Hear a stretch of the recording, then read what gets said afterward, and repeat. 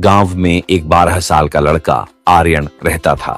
वह पढ़ाई में तेज और दोस्तों में लोकप्रिय था।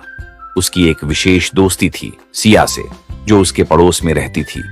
सिया बहुत समझदार और बुद्धिमान थी और दोनों की दोस्ती गांव के दूसरे बच्चों के लिए मिसाल बन गई थी। एक दिन गांव में एक नया लड़का विक्रांत आया। वह शहर से था और नए माहौल में घुलने मिलने में कठिनाई महसूस कर रहा था। आर्यन और सिया ने उसे अपने साथ खेल में शामिल किया। शुरुआत में विक्रांत संकोच में था, लेकिन धीरे धीरे उसने आर्यन और सिया की दोस्ती का असर देखा और वह भी उनमें शामिल हो गया। आर्यन और सिया ने विक्रांत को अपने खेलों में शामिल किया। तीनों ने मिलकर खेलना शुरू किया और विक्रांत की मुस्कान वापस लौटने लगी। तीनों का समय हंसी मजाक में बीतने लगा। विक्रांत ने आर्यन और सिया को अपने शहरी जीवन के बारे में बताया, जिससे उनकी दोस्ती और मजबूत हुई। एक दिन गांव में एक बड़ा खेल प्रतियोगिता आयोजित हुआ।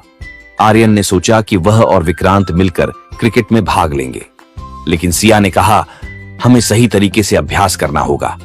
उन्होंने कई दिन तक अभ्यास किया। प्रतियोगिता के दिन आर्यन और विक्रांत ने पूरी मेहनत की, लेकिन मैच हार गए। आर्यन निराश हुआ, लेकिन सिया ने उसे समझाया, जीत और हार दोनों जीवन का हिस्सा हैं। महत्वपूर्ण है कि हमने साथ में खेला और कोशिश की। कुछ समय बाद विक्रांत ने गांव में एक समस्या देखी। गांव के बच्चे अक्सर पढ़ाई में कमजोर थे। विक्रांत ने आर्यन और सिया से कहा, हमें कुछ करना चाहिए।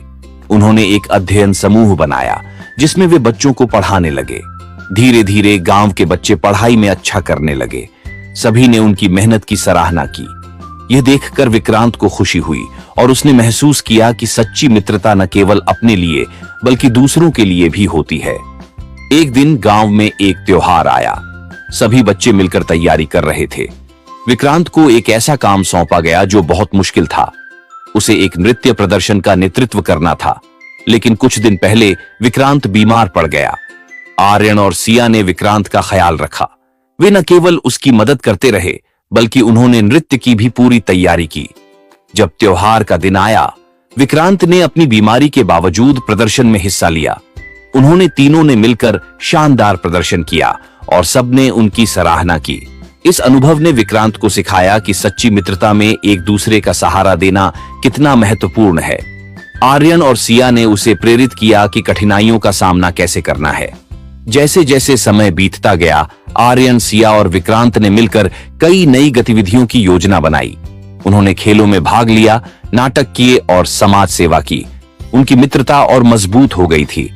कुछ साल बाद जब सभी बड़े हो गए, आर्यन ने फैसला किया कि वह अपने गांव में एक स्कूल खोलेगा।